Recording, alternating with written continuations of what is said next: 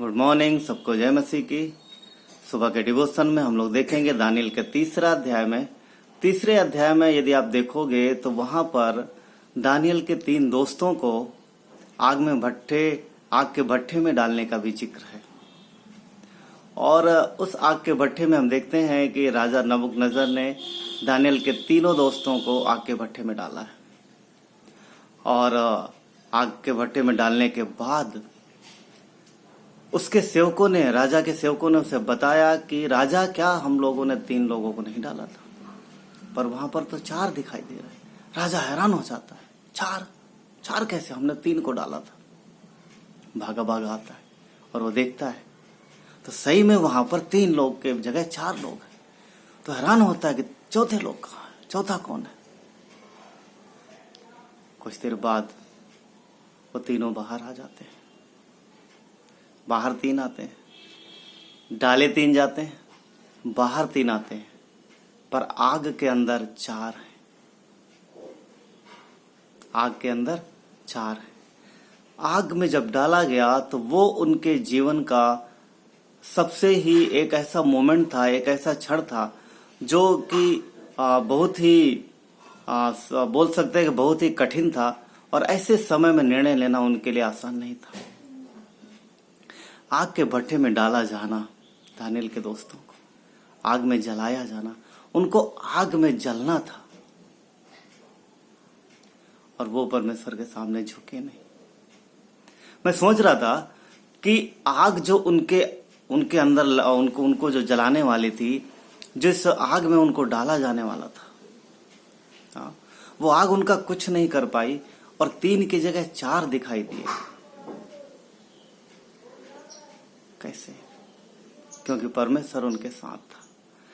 उस आग में वो बाद में गए, पर एक आग और जो उनके हृदय में जल रही थी, वो परमेश्वर की आग, वो पवित्र आत्मा की आग। उस आग में नबूकदनेस्सर ने उन्हें बाद में डाला, परंतु परमेश्वर की आग उनके अंदर पहले से ही है, जो ये निर्णय लेने में मदद कर पाई कि वो परमेश्वर के सामने खड़े रहेंगे और इस राजा के सामने नहीं झुकेंगे।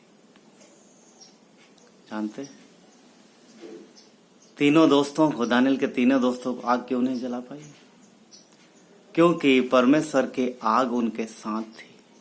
परमेश्वर को अगर हम देखेंगे तो वो आग के रूप में भी प्रकट होता है। प्रेरितों के काम के 2 अध्याय में देखोगे, पवित्र आत्मा परमेश्वर आग के रूप में अपने लोगों के ऊपर उतरता है और वो सदा के लिए वास करता है। जिस आग ने दानिएल के दोस्तों को आग में जलने से बचाया, जो आग उन्हें सामर्थ्य देती थी, जो आग उनको उस आग से बचा ली, उनका कुछ नहीं हुआ, उनके बाल तक नहीं जले। आपको शायद ये जान के हैरानी होगी, जो लोग नहीं जानते, पर उन लोगों जो जानते हैं उनको ये हैरानी भी नहीं होगी कि वही आग जो 3 दोस्तों के साथ उस भट्ठी में चौथे पर्सन के रूप में उनके साथ घूम रही थी, वही आग, वही परमेश्वर की आग हमारे और आपके पास है।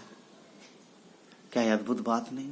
वो तीनों दोस्त, वो चारों ना, दानिएल के साथ वो चारों, उसके तीनों दोस्त शद्रक, मेशक, अबेदनगो और दानिएल, ये चारों उस आग में पहले से ही जल रहे थे, तो उन्हें आग का क्या डर होगा? जो आग परमेश्वर की उनके अंदर थी, वो आग ज्यादा ताकतवर थी उस आग से जिस आग में वो जाने वाले थे। मेरे प्रियो, हमारे और आपके अंदर परमेश्वर की वही आग है। तो जैसे वो तीनों दोस्तों के अंदर वो आग जल रही थी, हमारे अंदर भी वो आग, परमेश्वर की आग वैसा जलनी चाहिए। वो है पवित्र आत्मा, और पवित्र आत्मा परमेश्वर है और वो हमारे अंदर है।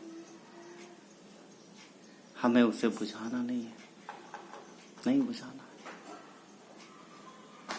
परमेश्वर की पवित्र आत्मा को शोकित मत करो, उसे मत बुझाओ, काम करने दो। वो आपके अगेंस्ट में नहीं जाएगा, आपकी इच्छा के अगेंस्ट में नहीं जाएगा। पर यदि आप उसे इजाजत देते हो तो आज भी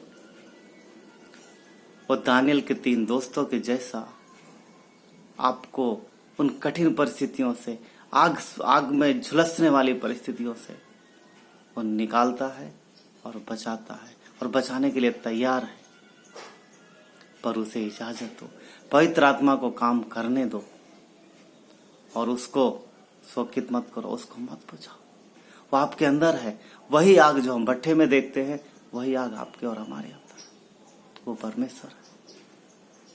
अपने आप को समर्पित करो और परमेश्वर की उस आग को अंदर जलने दो और उसे बुझाओ मत। फिर देखो आपका जीवन किस तरीके से धधकते हुए भट्ठे के जैसा होगा।